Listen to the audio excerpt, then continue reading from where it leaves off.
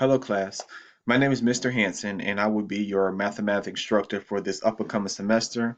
I want to thank you for choosing Nash Community College. I'm excited to have the opportunity to instruct you and educate you during your mathematical journey. I hope you allow me to take some of the pressure and the stress off of you learning and understanding math by simply just contacting me. Please don't hesitate to call me at any time because I'm here to help if you have any questions or concerns. Now, just to take care of a little bit of business, please make sure that all your dues and your fees are paid up for this class because we don't want you to be dropped from this class. If you're waiting on financial aid, please, it probably be in your best interest to maybe give them a call or go visit their office just to make sure everything is going smoothly. Finally, I'll need you to visit the Nash bookstore to purchase any necessary material for this course. If you live far away from campus, then make sure you're prepared on the very first day of class to be prepared to order the My Math Life code that's going to open on the first day of class. And you will need your credit card information online for My Math Life Plus so you can get started on your math. Now I'm going to go get started with a little bit to kind of walk you through some of the first things you need to do when you first get on to get started with your online class. Please feel free to pause this video anytime if you want to kind of check off some of the tasks I give you.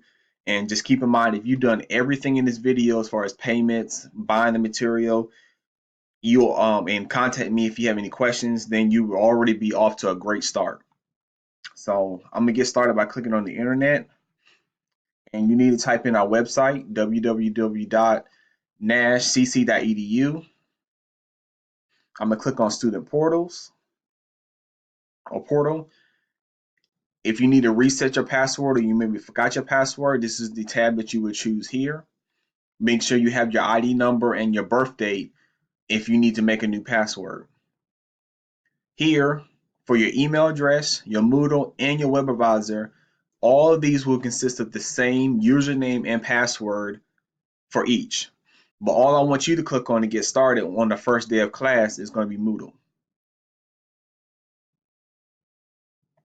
So once you click on Moodle, it will be your username is going to be your first initial, your middle initial, your last name, and your last three digits of your ID. So here's my first initial, middle initial, my last name, and the last three digits of my ID number. And then your password again is whatever your password that you set for your password portal. So I'm gonna log in.